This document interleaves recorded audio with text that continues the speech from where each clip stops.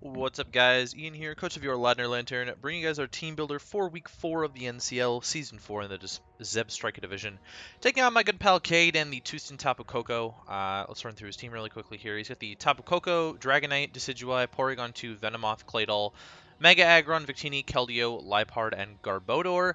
Priority users in the Dragonite with E-Speed, Decidueye with Shadow Sneak and Sucker Punch, and the Victini with Quick Attack. Actually, I believe Liepard might get Sucker Punch as well. Prankster shenanigans with Liepard, of course, as well. Hazard setters, he's got the Venomoth with Toxic Spikes, Claydol with Rocks, Aggron with Rocks, Garbodor with Spikes and T-Spikes. Removal options, he's got Koko with Defog, Dragonite with Defog, Decidueye with Defog, Venomoth with Defog, and Claydol with Rapid Spin. I am bringing the Rocks anyways. It's a good chip on the Victini and the breaks multi-skill on the Dragonite, of course. Good chip on the Venomoth as well. 4 times weaknesses, just 1 in the Dragonite to Ice. Although some shared weaknesses across the board. In terms of ground and whatnot, you know, it's covered. It's covered fairly well by the team, but ground definitely stands out as a type that would do a lot here. Besides the Decidueye and the levitating Claydol, and obviously the flying Dragonite, ground can kind of bop Victini, Aggron, Garbodor, Koko. So it's a very useful typing here. Really good team though. You know, Kade always drafts a really good team. This one's a lot more offensively balanced than his last team from last season. So, curious to see how far he goes, how deep he goes now. You know, he swept Phil with Porygon 2 last week, and I don't want to lose Porygon 2 or Mega Aggron, so fighting is definitely a solid bring here too. Let's just run through what I'm bringing. I'm bringing a Koba Berry Amoonguss for the very obvious Brave Bird Tapu Koko. There's absolutely no reason for him not to bring Brave Bird for Buzzwole and the Amoonguss anyways. Amoonguss is my best switch into that, so of course he's going to have Brave Bird if Koko comes, which I do think it will come. He's definitely bringing Koko. It outspeeds my whole team.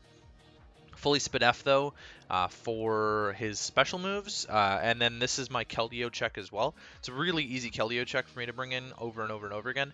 I've got dual status with Spore and Toxic. Toxic's there for the Porygon 2. That's really the only thing I'd want to... Well, and the Decidueye. I'd love to Toxic both of those, but Spore, just, you know, put whatever the heck I want to sleep other than that. Bar Decidueye, I guess. Spore works on everything else. And then I've got Foul Play there for the Dragonite if it gets out of hand, Foul Play for the Decidueye potentially as well, and the Victini if I really want to stay in a Victini for whatever reason. And then I've got Clear Smog for getting rid of stat boosts from mons like Dragonite. Obviously I can live like a fly with Koba Berry too. Clear Smog is doing fine damage to the Tapu Koko. I don't remember if Porygon gets any setup, but Clear Smog's may be useful for that. Breaking a sub or whatever, breaking a sub and whatnot, I guess, on the Porygon. Although if he does bring a sub variant, I'm probably in a lot of trouble. So Calm Mind Keldeo is another reason I wanted to bring Clear Smog, just so that he can't break through me in that case either. Although I'm going to really struggle to break his sub to a point, and so I'm kind of debating changing Foul Play out for Giga Drain right now, just because it's going to be that much more helpful. Foul Play really is better against the Dragonite, is the problem. I am actually going to swap it out, because again, this is my Keldeo check, so Giga Drain is fine. Bronzong, Clang's coming with Earthquake, Rocks, Toxic, and Shadow Ball. I've got the Shadow Ball there for something. For Decidueye, I guess, is the idea. I don't know why I have that. That's so weird. I don't need Shadow Ball, I need Psywave.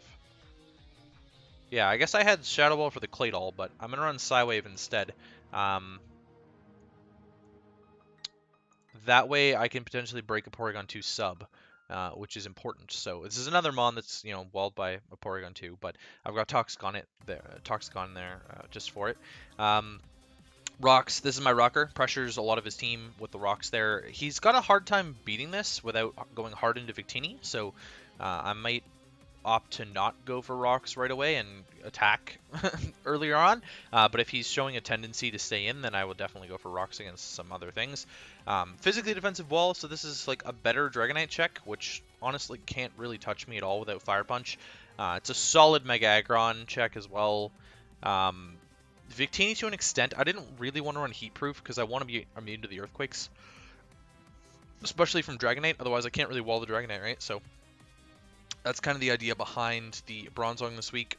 Hoopa-Unbound, I'm running a Fight Z set. I was originally Z Trick, for the speed boost, which would have outsped his entire team, but I like this a little bit better. It's got a better time breaking through the actual switch-ins to Hoopa-Unbound, which are Porygon 2 and Mega Aggron potentially. So Fight Z just guarantees me a kill on the Porygon 2 at a certain range. I am very specially offensive, so I can deal with it that way. Just Dual Stab, Focus Blast. I mean, honestly, Dual Stab plus Focus Blast kind of bodies everything. Like, his Dark Pulse switch-ins really don't want to switch into Psychic. Except for, I guess, Liepard, but I don't really expect Liepard to come anyways. If it does, it's probably carrying the U-turn for this, I'm not going to lie. I am not going to lie. And then I've got Knockoff there just in case I really struggle to get rid of some items. It'd be really useful to get rid of some of them.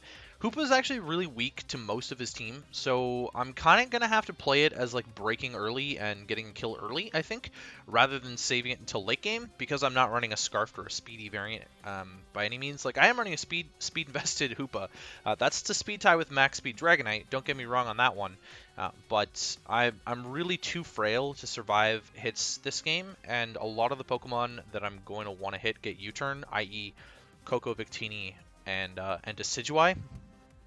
So, as well as Venomoth, I'd love to be attacking the Venomoth, and Venomoth also gets a U-turn, let alone Bug Buzz. I doubt that a single Bug Buzz would kill me, but a U-turn probably would. So, putting myself in a bad position with Hoopa, potentially.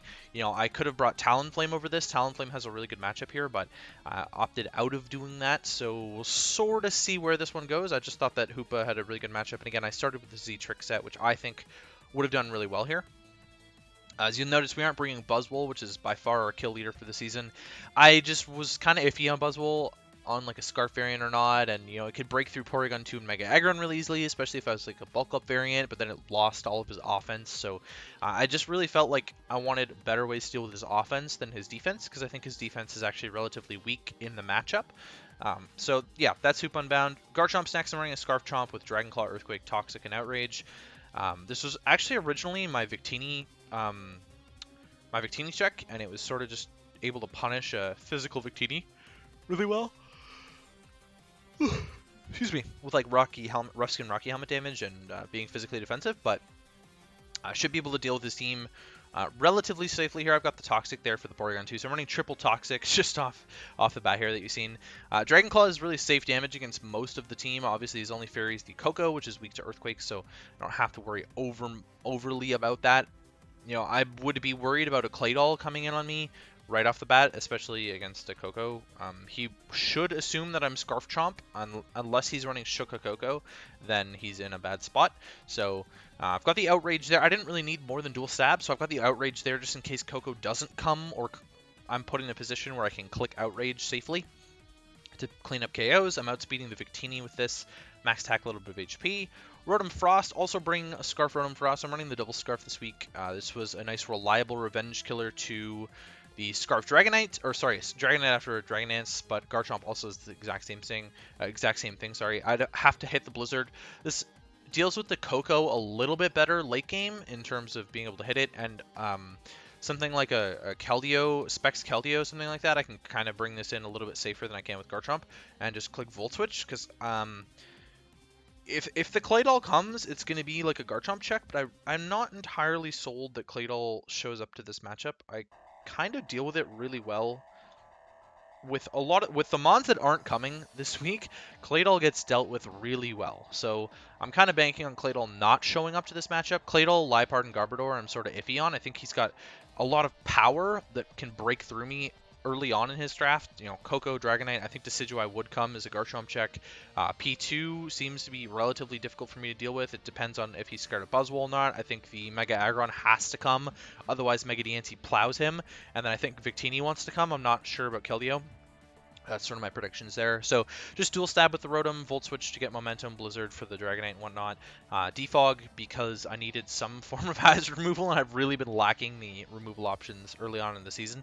And then I've got Trick there just in case I can get rid of my Scarf onto like Porygon 2 or something like that, make it a lot less of a threat. Excuse me.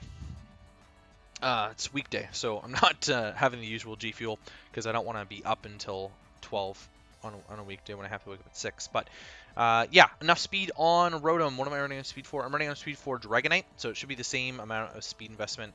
Well, almost as much as the Hoopa, but I'm running a little bit more so that I can actually outspeed it.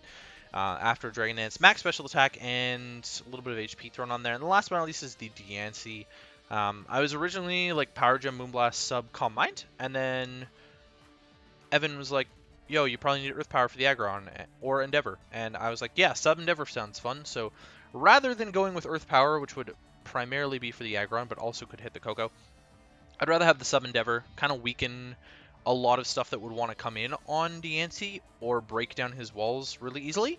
And if I can break down his walls, then that frees up Garchomp to kind of just click buttons later in the game. I think that's a big problem in the matchup for me, is that his walls are really fat, and Garchomp can't just spam moves against fat mons because it would rather set up. So I'd rather have him just be a full squishy sort of build and then have Garchomp sort of run train.